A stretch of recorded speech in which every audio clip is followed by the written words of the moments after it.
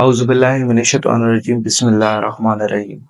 आज हम पढ़ेंगे chemistry class 9 chapter 3 atomic structure. और आज बहुत ही important topic relative atomic mass, जो कि अक्सर बच्चों को समझ नहीं आता कि ये रिलेटिव एटॉमिक मास क्या होता है, एटॉमिक मास क्या होता है, और ये एवरेज एटॉमिक मास क्या होता है। ये सारे जो है ना बहुत ही कंफ्यूजिंग टॉपिक्स हैं। तो उनमें से एक टॉपिक जो है वो रिलेटिव एटॉमिक मास है, जिसको बच्चे अक्सर यानी एटॉमिक मास और रिलेटिव एटॉमिक मास में अक्सर बेचारे जो है वो बच्चे कंफ्यूज हो जाते हैं। रिलेटिव, सबसे पहले रिलेटिव को समझना होगा कि रिलेटिव क्या होता है।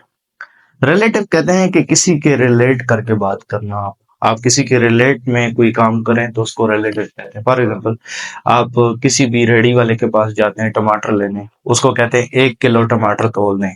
अब वो 1 किलो ना तो वो गिन के बता सकता है ना कुछ, वो क्या करता है 1 किलो का उसके पास स्टैंडर्ड मौजूद होता है जिसको वो बाट कहते हैं। वो बाट एक साइड पे रखता है, दूसरी साइड पे उसके साथ ही टमाटर को तोलना शुरू कर देता है। तो वो जो उसने रखा, जिसके रेफरेंस से वो तोल रहा है, तो वो जो बाट है वो 1 kg का, वो इसका रेफरेंस है। सेम यही कंसेप्ट एटम के एतबार से भी देखा जाता है कि एटम एक रेफरेंस इसमें इस्तेमाल करते हैं। ठीक है, एक रेफरेंस होता है हमारे पास जिसको हम स्टैंडर्ड कहते हैं। स्टैंडर्ड, रेफरेंस स्टैंडर्ड, हम इसको क्या कहेंगे? Reference standard. Reference standard. ये जो रेफरेंस स्टैंडर्ड होता है ना, ये हम इसको अगर फिजिकली डेमोन्स्ट्रेट करने की कोशिश की जाए तो मैंने एक तराजू बनाया है। इस तराजू में एक तरफ हम क्या रख देते हैं? कार्बन एटम, जिसका मास 12 है। ठीक है, और एक तरफ हम रख देते हैं मैग्नीशियम, जिसका मास है 24। ठीक है, इसका एटम रख देते हैं। तो मैग्नीशियम का मास 24 है, इसका 12 है। जाहिर सी बात है हमारे पास दो कार्बन एटम होंगे तो तब इसका वजन बराबर आएगा। तो जब हम इस तरीके से इसको डेमोन्स्ट्रेट करें ना कि ये हमारे पास कार्बन 12 के दो एटम एक मैग्नीशियम एटम के साथ मास में बराबर है, इसको कहते हैं रिलेटिव मेथड ऑफ मास। ठीक है, यानी आपने मास मेजर करना है तो मास मेजर करने के लिए ये रिलेटिव मेथड होता है। जैसा आप अपने बाजार में जाके देखते हो कि बाजार में एक वो तराजू उसने रखा होता है, कोई भी कबाड़ी के पास चले जाओ तो उसने तराजू रखा होता है। एक तरफ वो बाट रखता है, दूसरी तरफ क्या करता है वो? दूसरी तरफ जो है वो जिस चीज को तोलना चाहता है उसी चीज को रखता है। तो हमारे पास यहाँ पे जो रेफरेंस इस्तेमाल होगा ना, यानी जिस तरह बाट हम कह दें, चले कार्बन 12 को बाट कह देते हैं। कार्बन 12 का जो बाट है उस एतबार से हम बाकी एलिमेंट्स को तोलते हैं इसके अंदर। तो इसको हम कहते हैं रिलेटिव एटॉमिक मास, या रिलेट करके किसी से, कार्बन 12 से रिलेट करके किसी चीज का मास निकालना, किसी एलिमेंट के एटम का मास निकालना, इसको हम क्या कहते हैं? रिलेटिव एटॉमिक मास। एक एटम का मास ना बहुत छोटा होता है, तो कार्बन का मास जो है उन्होंने 12 एज अ स्टैंडर्ड सेट किया। फिर बाकियों को इसके एतबार से देखा कि ये कितने एक हैवियर हैं कार्बन के एतबार से। तो कार्बन कार्बन के एतबार से जो जितना मैसिव होता था उसको उसी एतबार से जो है वो उसका मास कैलकुलेट। ये कंसेप्ट आया कहाँ से? ये कंसेप्ट जॉन डाल्टन पहली बार लेके आए थे। जॉन डाल्टन ने पहली बार हाइड्रोजन को एज अ रेफरेंस इस्तेमाल किया था, जिसका मास 1 होता था। इसी एतबार से बाकियों को जो है वो देख के उनका एलिमेंट्स जो है वो मालूम करते थे। इस रिलेटिव एटॉमिक मास में बहुत सारे साइंटिस्ट का रोल है। इसमें गेल लुजैक का भी है, गेल लुजैक, और इसके अंदर एंटोनी लेवाइजर भी है। एंटोनी लेवाइजर ये फादर ऑफ मॉडर्न केमिस्ट्री है लेवाइजर। ठीक है, लेवाइजियर, ये थोड़ी स्पेलिंग मुश्किल है।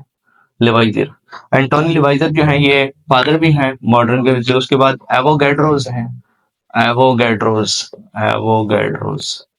ठीक है, बहुत सारे साइंटिस्ट इसमें शामिल हैं। बर्जीलियस भी है, जे बर्जीलियस, बर्जीलियस ये भी इसमें शामिल हैं। इनकी कंट्रीब्यूशन है, एवोगैड्रो, गैसले और एंटोनी लिवाइजर, ये सारे के सारे जो है ना जितने भी हैं ये इसके कंट्रीब्यूट करने वाले। जॉन डाल्टन तो सबसे पहले थे ना, तो ये बाद में आने वाले जो साइंटिस्ट थे वो ये थे। बाद में जो स्टैंडर्ड है, यानी ये जो जिधर हम कार्बन को प्लेस कर रहे हैं ना स्टैंडर्ड के तौर पे, ये तो अब इस्तेमाल होता है ना, इससे पहले हाइड्रोजन इस्तेमाल होता था। फिर उसके बाद 1951 तक जो है वो ऑक्सीजन इस्तेमाल होता रहा। फिर उसके बाद जब international union of pure and applied chemistry, जिसको हम आईयूपैक कहते हैं, आईयूपैक, ये आईयूपैक जब बन गई ना, यूनियन बन गई, तो इन्होंने कार्बन 12 को स्टैंडर्ड मान लिया। इन्होंने कहा कि जो कार्बन 12 होता है ना वो स्टैंडर्ड है। तो अब हम इसकी डेफिनेशन ऐसे करेंगे, किसी भी एटम का जो किसी भी एलिमेंट का है, किसी भी एटम का मास जो कि किसी एलिमेंट का है, किसी भी एलिमेंट का है कार्बन से अलावा, तो वो कार्बन के एतबार से जितना हैवियर होगा, ठीक है, तो उसको हम क्या कहेंगे, उसको हम कहेंगे, उसका जो मास आएगा तो वो रिलेटिव एटॉमिक मास होगा। फिर उसके बाद इसका यूनिट एएमयू होता है, ठीक है। एएमयू ये हम कार्बन 12 से कंपेयर करके देखते हैं कि कार्बन 12 से कंपेयर करके देखा तो जितना मास इसका आएगा वो हमारे पास क्या होगा, एएमयू। तो 1 एएमयू कितने ग्राम्स के बराबर होता है, तो 1.66 multiply by 10 raise to power -24, 1 AMU इतने ग्राम्स के बराबर होता है। और ये जो मास ऑफ कार्बन है ये हमारे पास कितना है, 12 एएमयू।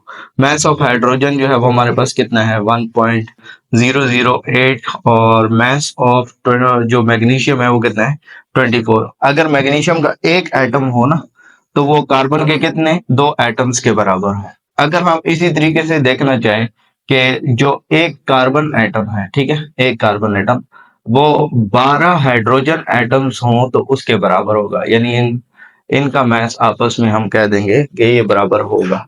तो ये मैग्नीशियम ट्वाइस हैवियर क्यों है जो कार्बन एटम है उससे, तो मैग्नीशियम की अगर कंपोजिशन देखी जाए तो उसमें 12 प्रोटॉन है, 12 न्यूट्रॉन है। एक प्रोटॉन का मास 1 एमयू होता है, एक न्यूट्रॉन का भी 1 एमयू होता है, तो सारा का कैलकुलेट कर लो तो 24 बनता है।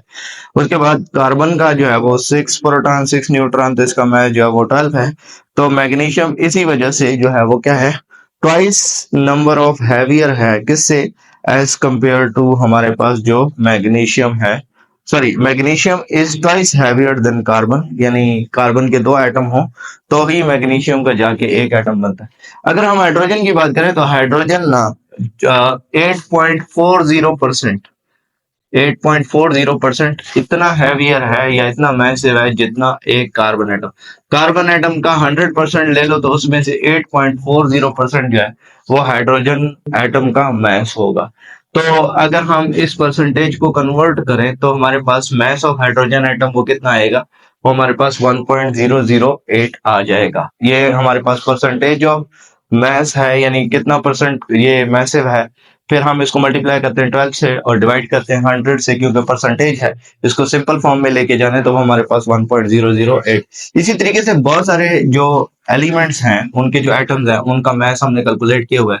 हाइड्रोजन के एक एटम का मास 1.008 होता है।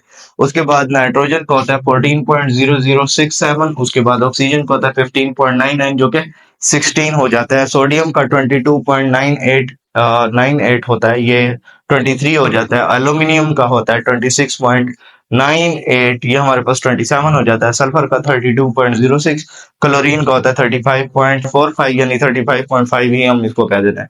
आयरन का हमारे पास कितना होता है 55.847, ये हमारे पास आयरन का मैस है। तो ये बहुत सारे मैस जो हमने कार्बन से जो है वो क्या करें, कंपेयर करके जो है वो इसके मैसेज कैलकुलेट किए होते, ये वो वाले मैसेज हैं।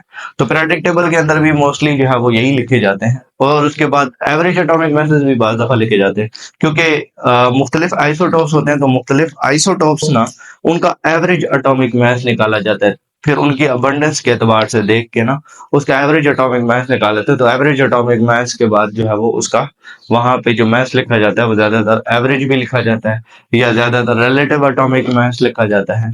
अगर आप इस चैनल पे नए आए हैं तो इस चैनल को सब्सक्राइब करें, वीडियो को लाइक करें, शेयर करें, कमेंट करें, अपने क्वेश्चंस कमेंट में लिखें।